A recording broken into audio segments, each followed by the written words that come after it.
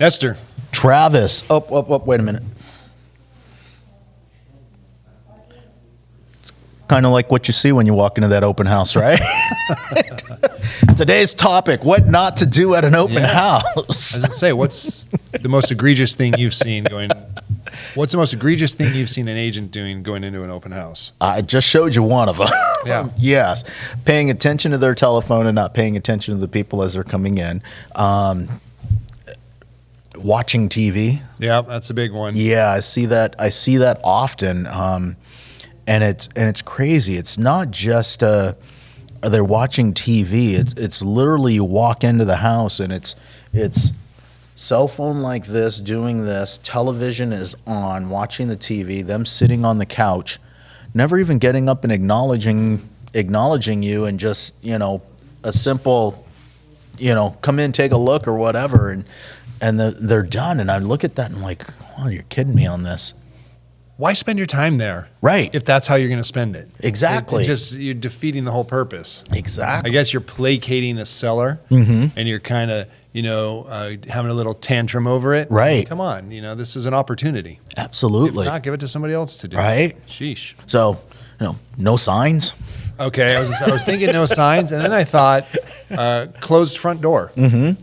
I always told my sellers, I'm like, look, it's going to cost you a little bit of money, but this is going to help us with the sale. Right. I'm keeping your front door open and the air conditioning on. Correct. And there'll be flies when you get back home. Exactly. It's part of the deal. We'll work on it and we'll try to get them out after we're finished, but that is just part of the deal. Is this is how we run a successful open house. And at the end of the day, we always talk about that first impression. And the first impression of the home, we talk to the homeowners of, these are the things we want to do, whether we're decluttering, staging, fresh coat of paint, new flooring, and things like that. And then we muck the whole thing up by not being presentable ourselves when we actually get there, and not taking care of business when we hold that open house. Yeah. So. And then there is, not that the house just doesn't show well. Mm-hmm. There's going to be that, whatever. Poor bedding, bad furniture, crooked pictures, whatever. But no, when the people in the house obviously were in a rush to get out of there. Right. And you go in to view it, the agent's sitting there, mm-hmm. and you go in the bathroom and there's a wet towel on the floor, right. Or it's a little steamy, yep. Or just nasty. I'm like, it takes me back to the movie American Beauty, mm-hmm. when Annette Bening is going to the open house and she's washing the windows and doing all those things. Right. And there's a tremendous amount of reality to that. Absolutely. And it doesn't have to be washing the windows and scrubbing the kitchen, but it could be, boy, I should really put these dishes in the dishwasher and just close it. Right. And then rinse out the sink real quick. Mm-hmm. I should maybe put some gloves on first, but I'll open up these cabinets and throw all these clothes in the towel that are sitting on the floor in the cabinet, so it's not just sitting there and being terrible, Let me ask you this question. When you were doing open houses, did you have an open house kit in your car? And what I mean by kit is extra trash bags, rags, things of that nature. Never did, and now you're making me embarrassed that I didn't. Okay. I had an open house kit for showing open houses, right? So I always had a measuring tape because my clients were always asking for a measuring tape. Right. I had a flashlight in case the lights weren't on or if it was a little bit later. And I can't remember what else was in there. But you're dating yourself now because all those things are on your phone now. Yeah, true. I remember when I went to get my first cell phone, my dad's like, "You don't need a cell phone. Don't waste your time and money on that." Right. I'm like, "Oh, wow." But I had a kit. And actually to this day, because every now and then I still do an open house, but before I've got cleaning supplies in there, I've got extra rags, I've got trash bags. That's so smart. We always run into laminate floors or hard surface floors now, so that you got a Swiffer in your car? I do. Wow. So I go in there prepped and ready and making sure that this house. Here's where I think a lot of agents are missing the boat.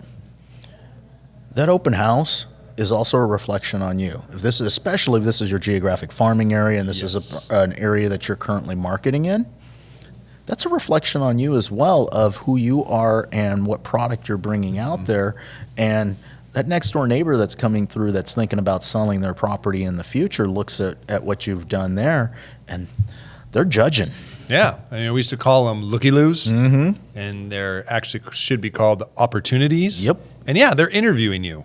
Absolutely. Yeah, they're saying hi and they're pretending to look at the house, but they're going, boy, if we hired him or her, what's it going to look like at our house? Exactly. So we talked a lot about what we see. A couple of other things. Odor. Oh, yeah. Candles. Yeah. They have the old trick, cinnamon on a baking sheet in the oven. Right. Boiling water with some cinnamon sticks in there or something like that. But there's subtle ways. Getting to the house early and opening all the windows and airing that home out. There are a lot of different things that can be done. But, we've talked about all the things that we've seen. But let's talk about, hey, I'm going to hold an open house here. Some key components of what we should be doing. I don't know where you want me to start here, but for me, that starts multiple days before that open house. Yes. So you've got it scheduled. Okay, what are we going to do? Well, I want to get out there and let people know about it. Absolutely. So I'm flyering that area. Maybe I'm doing different flyers for different people, trying to get the closest 100 homes or so, trying to give them some personal invites. Correct. Or maybe even 50 doors, just literally knock on the door as opposed to just dropping off a flyer. Right. And having that one say, hey, the open house starts at 12:30, when as far as the public knows, it doesn't open till 1. Right. And so they can get in, get a quick look. So that's where it starts. Okay. So, for me, if that open house is on that Saturday, Sunday, the open house, well, first of all, I like to do open houses in two. I like to have that twilight open house for the community first.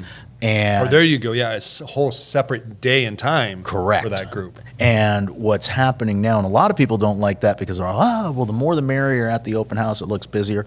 We don't have a problem with people getting into the open house right now as far as number of people. So I like to create separation so I can have an opportunity to have conversations with the neighbors. So if that open house is twilight going to be on Friday and then holding it on Saturday or holding it on Sunday, door knocking from Monday through Friday with an invite. So hour a day, hour and a half a day, starting at the property and working my way out to, hey, just wanted to invite you, letting them know about the open house, inviting them. If nobody's home, I leave an invitation for them at that particular property. And I'm trying to get to about 250 to 500 doors during that time leading up to the open house. Then obviously any other marketing that's happening on social media and things like that, but also working with the homeowner, prepping that house to present its absolute best. Which should start in the listing presentation. Exactly. And then open house, there's always controversy for you. Snacks or no snacks? I prefer snacks. Okay. Some people say, no, I'm going to leave crumbs on my floor and things like that. Hey, homeowner, we want the people to stay. The longer they're in the house and the longer they're enjoying their visit here, the better that opportunity is for you. Before I even got in this business, I think I was in high school. My dad gave me a cassette tape. They'd have them in the books that you open. Right. Folks, hit my microphone there. And he gave them to me for some reason. And I'm like, okay. And I'm listening to them in my car as I'm going surfing or going to school. Yep. And I will never forget this guy. I wish I remembered his name. And it was funny because my friends would laugh at me. They saw him and they heard him and stuff. But I was listening to him when I was like 17. And one of the things he said is he goes, man, I get the barbecue going out back and I make chicken wings. He goes, I make the best chicken wings. And he goes, I get those things and I just slather them up in barbecue and I just slap it in their hand. Yep. You know why? Because now they can't go anywhere until they're done and they clean up. So you're 100% right. I mean, that was, I'm not even going to say how many years ago, but that was a while ago. It keeps them in the property. I mean, we see everything now from champagne open houses to full-on taco trucks or something like that in the actual property where it's drawing in the people to stay in that property. And here's the other thing. If you're going to do something like this, don't do it alone. you have to get help. This is where you have to, you're leaning on maybe your service providers or other agents in the office to help you host that open house. Don't be afraid of that. Don't be afraid of numerous people in that house helping out, because when you're doing things like that, you cannot do it all and keep track of everything. So what about signs? If I always had somewhere between 25 and 30 signs in my supplies, I always put up, I wanted 25. Okay. I'm like, why would you not? Especially if it's your geographical farm. Right. I mean, that's the value right there. As people are driving around, they don't even come to your open house. They're like, Travis again? Exactly. Yeah, so again. In That's some right. communities, Give me a call. right? In some communities, they don't allow branded signs, and but in most areas, you're allowed to put up a branded sign. Why not get that free marketing that's out there? And do you put them up early? Put them up late? Do you put them up just before the open house, or you put them up? So we're going back a little bit here, but my strategy, and the rules have changed, obviously, with cities and things. So you got to check on those. But I was in you could use a branded sign, and it was pretty open. I don't think you were supposed to leave them overnight. Correct. But I would be up first thing in the morning. I'd be getting the signs up. Yep. And then I would have a rider on my sign at the house. Correct. That would say open today from 2 to 4. Correct. I think I even went so far as to put that on my open house signs so that people didn't have to drive and then find that it's not open yet. I think, but that was the evolution of my process. Exactly. But what I also did is if I couldn't, I was very strategic about my open houses, and I always wanted them in my farm, and I held them open for agents here in our office if they were in my farm. But also, if I couldn't get one in my farm, I would search the immediate neighborhoods around it. And then if I got that open house, I would surround my farm with my signs and pointing into the neighboring neighborhood to where I was at an open house. Absolutely. Hey, why not? Absolutely. Now, I will add the one thing that I do in addition to what you do. So signs early as the city will allow us to put those signs up with the rider at the property. What time? You're just qualifying the people that are coming by. If they get there early, they don't want it, that's fine. But one of the other things that I do, I don't drive when I'm putting my signs up. I go to the property. I grab all 25 to 30 signs, some cases 40 signs, and I'm lumping them all and I'm carrying them, and I will walk for the next 2 hours or 3 hours if it takes me to actually put up each one of those signs, instead of the traditional with the agents drive to one area and then go to the next spot and open up the trunk. And the reason why was what I discovered, I probably end up with 15 to 20 conversations with neighbors in that walk of putting up the signs. People driving by, stopping me, having a conversation, good to see, especially if it's in your geographic farm. They'll recognize you and they'll stop and have a conversation, or people will just stop you and hey, where's the open house at? What time's it at? And things of that nature. I discovered that it's several opportunities that I don't get if I'm getting back in the car right away, going to the next corner, pulling out the sign, putting it up on the corner, and then moving forward. Just that walk gets me that many more conversations. That's high level, my friend. Yes. So if you're going to do an open house, do it right, right? That's good. So, I mean, people forget why we're there, and if we're going to do this and spend our time there, how can we make it as valuable as possible for the client and for ourselves? So, all right. What else? What else are you doing at that open house? So we covered signs, we covered cleaning up. How about this covered one? Food. Often you walk into an open house. What's the HOA, or what's the tax rate, or what year is it built? So this goes back to systems. You know, I'm a systems guy, Right. and you should have this all laid out. Exactly. And don't say, oh, I'm going to remember. I know what to do. I'm going to go do this. No, just have your template in front of you. Correct. Have your system. Check it off as you go along. Now, luckily, nowadays, if you bring your laptop, you've got a lot of that answered. Right. But you want it prepped. Correct. Have things open and ready to go. But if you're printing things out and having all that information, which a lot of times it's nice to have in that printed out format, is make sure you're checking it off so you don't get to the open house and you're like, oh, Exactly. I forgot the right? Because sometimes you're doing different houses, and one has an association, one doesn't. One has Melrose, one doesn't. And, you know, you're going to need something in one, more importantly, that you didn't need in the other. And if you don't have your little system there to check it off, you're going to forget. Right. I hear it all the time. What's the Melrose here? I don't know. Exactly. And that doesn't mean that you necessarily have to study everything for hours or days before and have everything memorized, but you should know a lot of the basic questions and know how to get to them fairly quickly with just a glance. Looking over, you know, whether you're taking that print out of that property and highlighting the key things in there. They always ask what year it was built. They always ask what the tax rate is. They always ask what the HOA is. They always ask what the square footage is, you know, and you should have the bedrooms and bathrooms memorized. So, but there are typical things that are always asked, and you can have that at your fingertips. And so often we walk in and it's like, I don't know. And they're often asked as a test. Right? Correct. So somebody in the neighborhood, so when was this built? They know. Right. Oh, it was built in 84. Wonderful. I forget. Who was the builder again? Hope you know the builder. Exactly. Key question. Now, this leads me to the other one that they always ask. Do you look at anything else in the neighborhood that's for sale?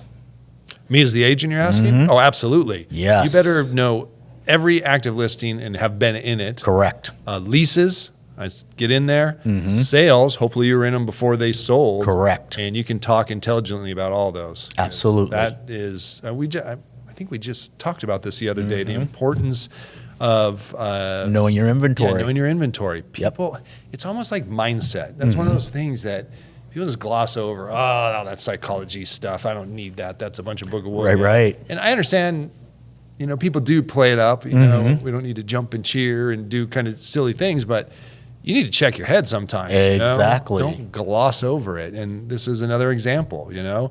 People are like, well, I know the inventory well enough. Look, I can print it out right here. Well, have you been to the property?